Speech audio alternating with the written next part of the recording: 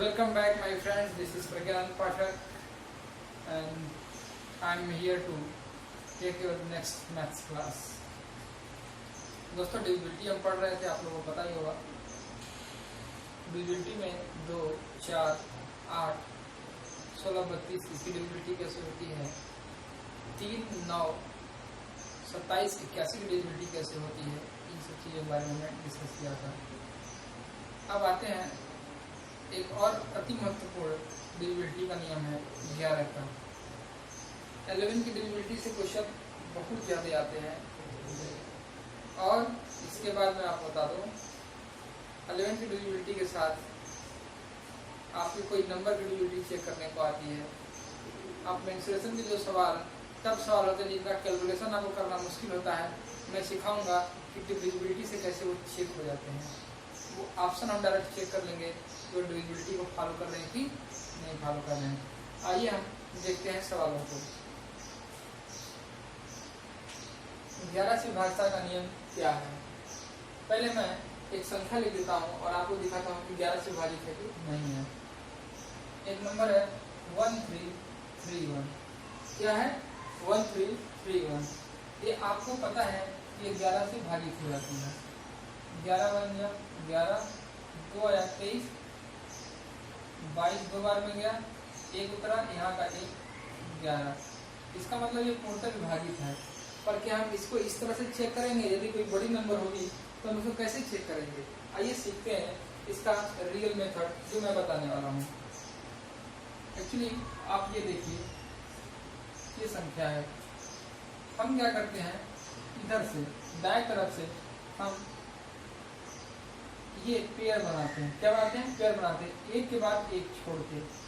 दाएं तरफ से एक पेयर बनाना शुरू करते हैं, एक के बाद छोड़ एक के, और फिर जो बचा उसके बाद एक के बाद एक छोड़ के पेयर बनाते हैं। इसका मतलब ये है, आप देखें तो ये आड प्लेस है, विषम है, और ये भी आड प्लेस है। यानी आड प्लेस का एक अलग पेयर बनेगा और इवन प्लेस का अलग पेयर बनेगा। देखिए विषम प्लेस है ना, विषम स्थान है 1 और 3। भाई ये 1 स्थान है, ये 2 स्थान है, ये 3 स्थान है, चौथा स्थान है। तो पहला और तीसरा विषम स्थान है, इनका एक पेयर बना दिया मैंने। और दूसरा और चौथा एक स्थान है, सम स्थान, इनका पेयर मैंने बना दिया। अभी देखिए दोस्तों, इनको हम जोड़ेंगे। कैसे इनको जोड़ते हैं आइए देखिए। पहले आप इवन प्लेस के नंबर को जोड़ लो। इवन प्लेस नंबर, आपका मन करे आड प्लेस के नंबर को पहले जोड़ दो, इससे मतलब नहीं, आपको बस दोनों नंबर को जोड़ना है। तो इवन प्लेस पे क्या है, 3 और 1 है, और आड प्लेस पे भी 3 और 1 है। दोनों का सम कितना आ गया? 4। दोनों का सम कितना आ गया? 4। अब दोनों के सम में आप 4 आने पे इनका डिफरेंस चेक करेंगे, इनका डिफरेंस लेंगे। क्या लेंगे? डिफरेंस। यदि ये डिफरेंस 11 से विभाजित हो जाती है, क्या जाती है? 11 से विभाजित। यदि ये डिफरेंस 11 से विभाजित होती है तो संख्या 11 से विभाजित है। फिर से एक बार, हम सम स्थान पे रखे अंकों का एक पेयर बनाते हैं और विषम स्थान पे रखे अंकों का एक पेयर बनाते हैं। सम वाले अंकों को जोड़ देते हैं और विषम वाले अंकों को एक साथ जोड़ देते हैं, और दोनों के बीच का डिफरेंस चेक करते हैं। यदि डिफरेंस 11 से विभाजित हो रहा है तो यह संख्या पूर्णतः 11 से विभाजित होगी। इन दोनों का डिफरेंस देखिए क्या आ गया? 0। आपको पता है 0 एक ऐसी संख्या जो सबसे विभाजित होती है। 11 से नियम सुनना, 11 से विभाजित हो गई, यानी 0 आए, 11 आए, 22 आए, 33 आए, मतलब 11 से विभाजित कोई संख्या भी डिफरेंस आ रही हो तो यह क्या हो जाता है? पूर्णतः विभाजित हो जाती है संख्या 11 से। यानी यह संख्या क्या है? पूर्णतः 11 से विभाजित है। एक और उदाहरण के साथ हम इसको सीखते हैं।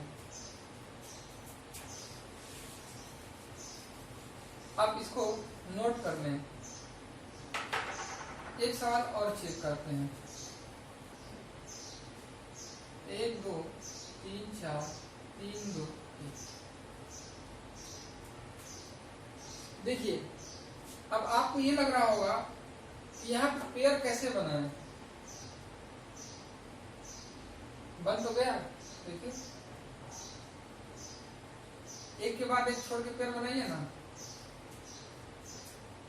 वो ब्लू वाला दीजिएगा तो, और एक के बाद एक छोड़ के पेयर बनाइए।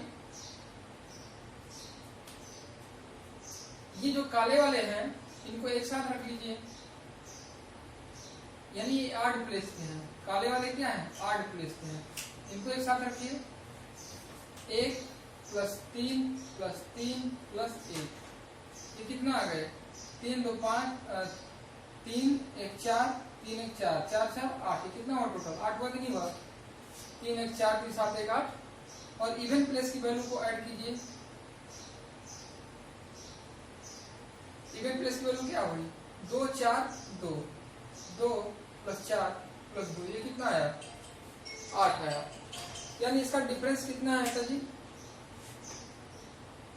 इसका जो डिफरेंस है वो कितना है, इसका डिफरेंस 0 है। 0 डिफरेंस होने का मतलब ये संख्या divisible by 11,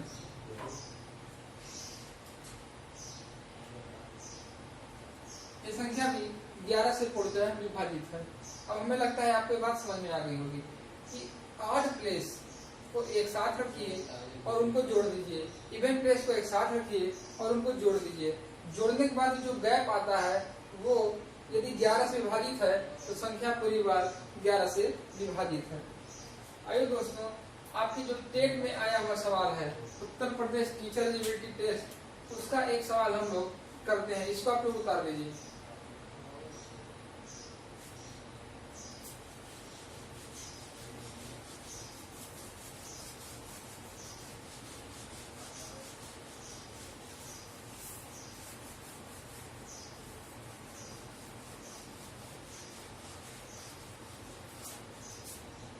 Uttar Pradesh teacher eligibility test में सवाल आया था,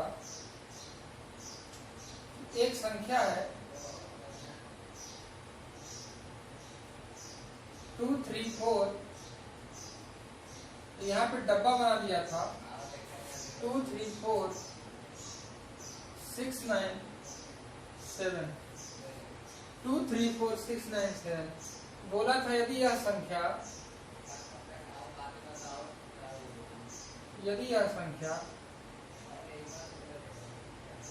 11 से पूर्णतः विभाज्य है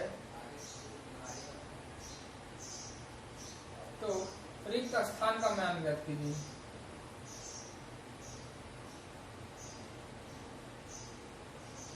क्या होगा, ये आपकी यूपी टेट का सवाल है, सोचिए कि आपका लेवल क्या होना चाहिए पढ़ने का। देखिए इसका सलूशन कैसे करते हैं। अब इस संख्या को आप लिख लीजिए 2 3 4, डब्बा की जगह आप ए लिख लीजिए 6 9 7। अब आप पेयर बनाइए, एक के बाद एक छोड़ के, ये पेयर बने कौन कौन से, एक साथ 2 4 6 और 7 को ले लेंगे, इसके बाद एक के बाद एक इसको पेयर बनाइए,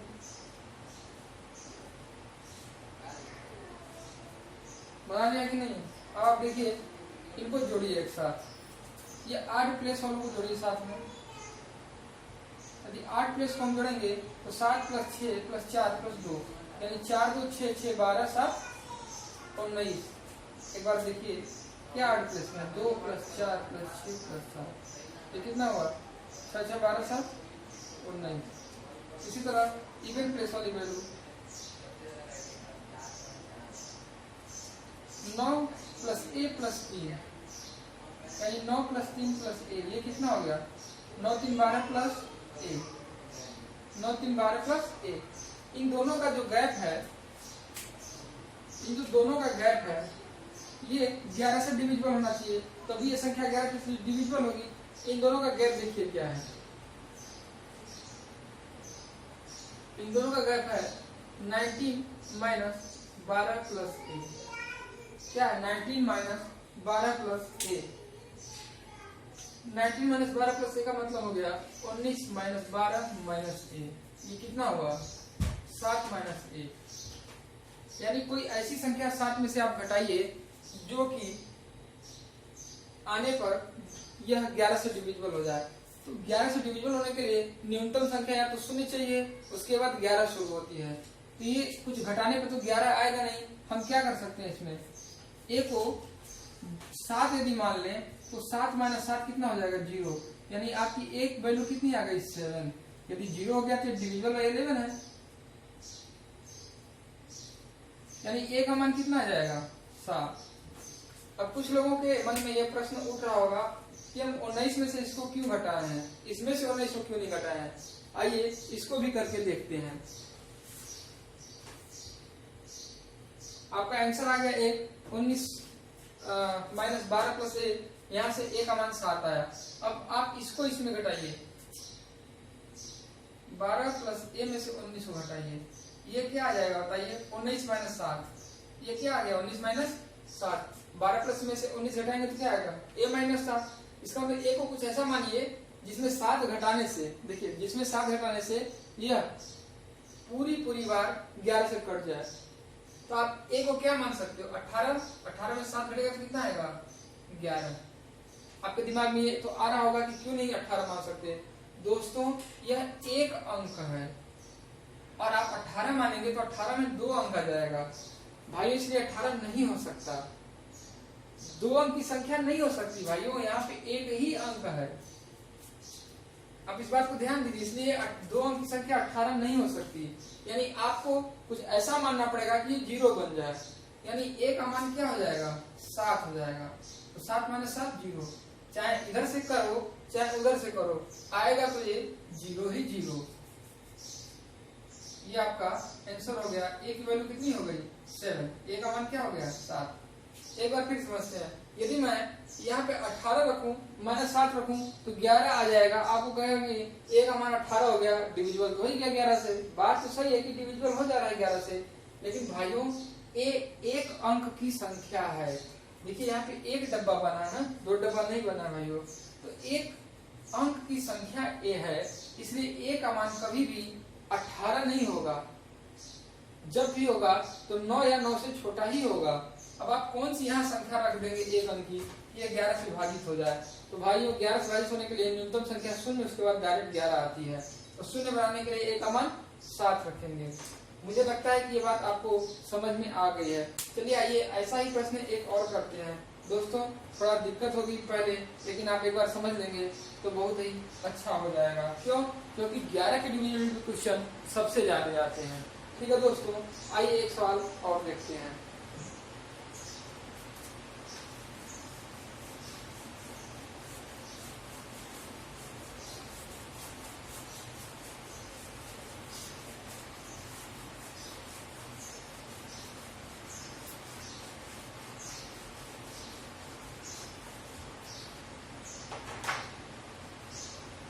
क्वेश्चन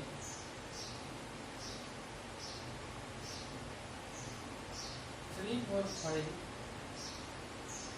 x 9 2 3, 4, 5 x 9 2 ये एक संख्या है। यह संख्या 11 से विभाजित हो जाती है। तो आपको x का मान बताना है। आपको x का मान बताना है। देखिए इसका मान क्या होगा।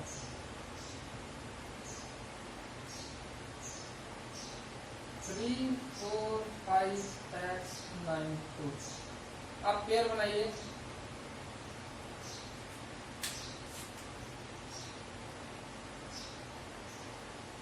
अब नीली बत्ती और काली बत्ती 2 बत्ती हैं, इनको आपको आपस में जोड़ना है।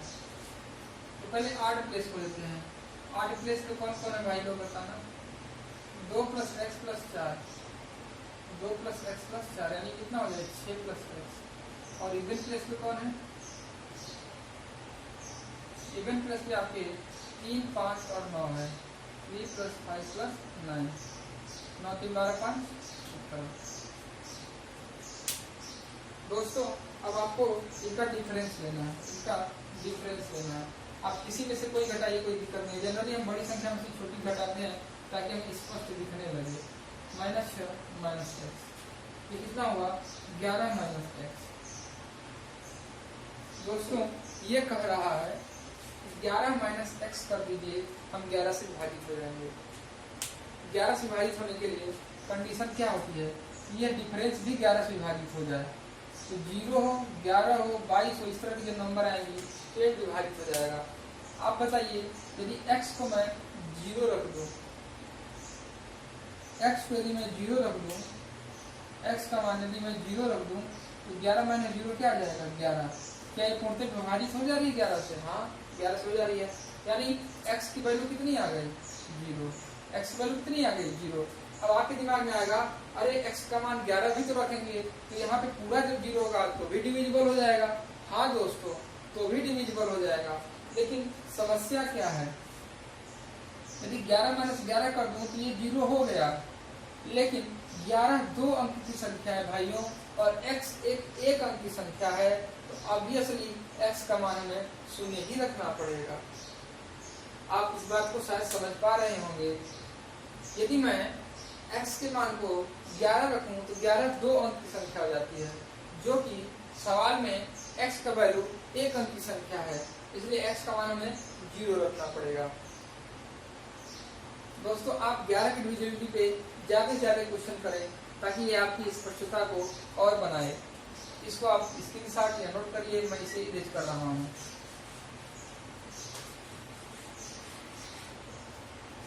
दोस्तों आज यहीं तक रखते हैं। मुझे आशा है कि आप लोगों को क्लास अच्छी लग रही है। यदि अच्छी लग रही है तो लाइक करें, कमेंट करें, ज़्यादा से ज़्यादा शेयर करें और सब्सक्राइब करें। आज यहीं तक, नमस्ते, जय हिंद, जय भारत।